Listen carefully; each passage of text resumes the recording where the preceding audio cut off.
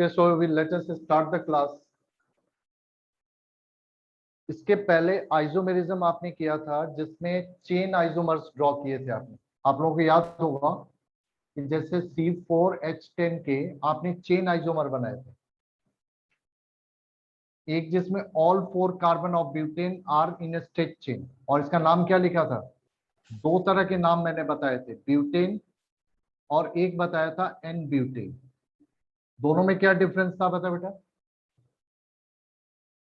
ये IUPAC name है butane, और ये जो एन ब्यूटेन लिखा हुआ है इसमें ब्यूटेन के आगे जो एन लगा हुआ है ये आपका प्रीफिक्स है, और this is the common name. अगर एल्केन में सारे कार्बन स्ट्रेट चेन में होते हैं, ठीक है, तो उस केस में उसके कॉमन नेम में एन प्रीफिक्स ऐड किया जाता है। जैसे नंबर ऑफ कार्बन 4 है तो ब्यूट हो गया रूट वर्ड, और सिंगल बॉन्ड है तो एन लगेगा ब्यूटेन और उसके आगे एन लगा दिया। इसी तरह अगर 5 कार्बन होंगे तो जितने भी स्ट्रेट चेन एल्केन है उनके कॉमन नेम जब आप लिखते हो तो उसके आगे एन लिखा हुआ मिलता है। इसी तरह से मैंने बताया था कि अगर आपके पेरेंट कार्बन चेन में सेकेंड कार्बन पर एक मिथाइल ग्रुप की ब्रांच हो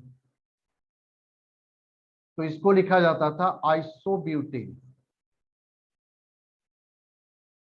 ध्यान से देखो बेटा, आइसोब्यूटेन, ये बताया था ना मैंने कि आइसोब्यूटेन होगा ये, जिसमें सेकेंड कार्बन पर मिथाइल ग्रुप की ब्रांच। तो यहां हमने देखा था कि ब्यूटेन के मॉलिक्यूलर फॉर्मूला से दो तरह के ब्यूटेन बनते हैं। हालांकि इसका आयुपेक नेम बनेगा 2 मिथाइल प्रोपेन, क्योंकि आयुपेक नेम में ये प्रीफिक्सेस यूज नहीं होते, ये प्रीफिक्सेस यूज होते हैं कॉमन नेम में। तो एल्केन का जब आप कॉमन नेमिंग करते हो तो इसमें 3 तरह के प्रीफिक्सेस यूज होते हैं, एन एल्केन, आइसो एल्केन, और एक होता है नियो एल्केन। बेटा ये एक बहुत ही इंपॉर्टेंट है, आपको लग रहा होगा मैं रिपीट क्यों कर रहा हूं। मैं रिपीट इसलिए कर रहा हूं क्योंकि इसी से लिंक अगला टॉपिक हम पढ़ने वाले हैं, जो इससे लिंक होगा कि एल्केन का जब आप कॉमन नेमिंग करते हो तो उसमें ये 3 प्रीफिक्सेस यूज करते हो, एन, आइसो और नियो, और इनके स्ट्रक्चर फिक्स होते हैं। जब भी एल्केन के आगे एन लगा हुआ है इसका मतलब कि एल्केन के सारे कार्बन स्ट्रेट चेन में, आइसो अगर है तो इसका मतलब कि एल्केन के स्ट्रेट चेन में सेकेंड कार्बन पर एक मिथाइल ग्रुप की ब्रांचिंग होगी। अगर यहाँ पर इथाइल हो जाए तो आप आइसो नहीं यूज कर सकते क्योंकि ये स्ट्रक्चर वाइज फिक्स है। उसी तरह नियो का मतलब होता है कि जैसे इसमें होता है कि सेकेंड कार्बन पर एक मिथाइल ग्रुप की ब्रांचिंग और बाकी कार्बन स्ट्रेट चेन में। नियो का मतलब होता है कि जिसमें सेकेंड कार्बन पर एक की जगह पर 2 मिथाइल ग्रुप की ब्रांचिंग होगी और इसके आगे सारे कार्बन स्ट्रेट चेन में। तो कम से कम इसके आगे 1 मोर कार्बन अगर हम लेते हैं तो टोटल 5 कार्बन बनता है। तो इसका एप्लीकेशन पेंटेन में होता है, यानी पेंटेन से स्टार्ट होता है। आइसो का एप्लीकेशन आपके ब्यूटेन से ही शुरू हो जाता है और इसका एप्लीकेशन पेंटेन में आता है सबसे पहले। तो एल्केन के कॉमन नॉमेनक्लेचर में ये 3 कॉमन प्रीफिक्सेस यूज होते हैं। अब देखो इसका लिंक आज के टॉपिक में कैसे है, क्योंकि आपने पढ़ा है कि जो ब्रांच होती है, जैसे आप इसको क्या कहते हो, मिथाइल, तो आपके ब्रांच जो होते हैं ये भी क्या होते हैं, एल्केन ही होते हैं, बट ये कंप्लीट एल्केन नहीं होते हैं। कंप्लीट एल्केन का मतलब ऐसा एल्केन जिसमें एक हाइड्रोजन मिसिंग है या एक हाइड्रोजन लेस, क्योंकि एल्काइल जो ग्रुप बनते हैं एल्केन का जो ब्रांच फॉर्म होता है, एल्केन का मतलब कंप्लीट पीस ऑफ हाइड्रोकार्बन, और एल्काइल जो है वो उसका एक ऐसा पीस है जिसमें एक हाइड्रोजन लेस हुआ। जैसे मीथेन आप लेते हो तो मीथेन एक कंप्लीट एल्केन है क्योंकि इस पर कार्बन की ऑल वैलेंसी सेटिस्फाइड है हाइड्रोजन से, यही हुआ ना।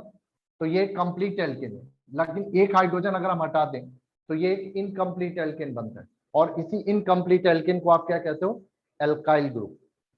और ये एज ए ब्रांच किसी दूसरे पेरेंट एल्केन में लिंक होता है, जहां पर इसको किस तरह से कंसीडर किया जाता है, ब्रांच फॉर्म में।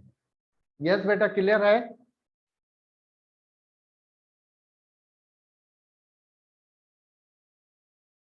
आज हम कर रहे हैं एल्काइल ग्रुप के कॉमन नेमिंग, क्योंकि ये नेमिंग आपको कई जगह मिलेगा देखने को, तो आपको कंफ्यूजन ना हो इसलिए मैं उनके कॉमन नेमिंग करा रहा हूँ आज।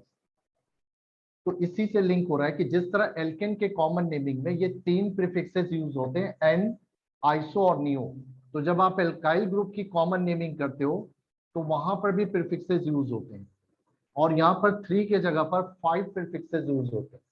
तो यहाँ पर basically we are using common prefixes, sorry, prefixes used in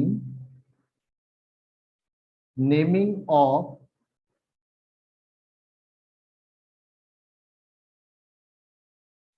alkyl groups। Alkyl group के कॉमन नेमिंग में जो प्रीफिक्सेस यूज होते हैं उनको हम आज डिस्कस करेंगे। तो यहाँ पर याद रखो कि एल्काइल के कॉमन नेमिंग में 5 प्रीफिक्सेस यूज होते हैं। एन एल्काइल, सेक एल्काइल यानी एन सेक, आइसो एल्काइल,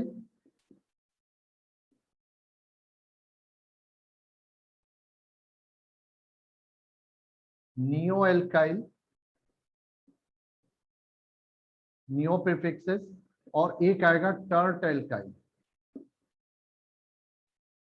ये इसलिए कर रहे हैं क्योंकि इंडक्टिव इफेक्ट में इसका एप्लीकेशन है।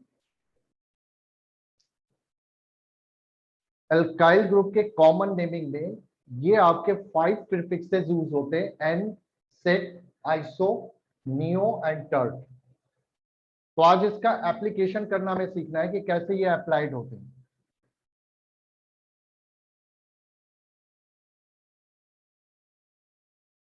सबसे पहले कंसीडर करेंगे हम एल्काइल के साथ एन प्रीफिक्स कब लगता है,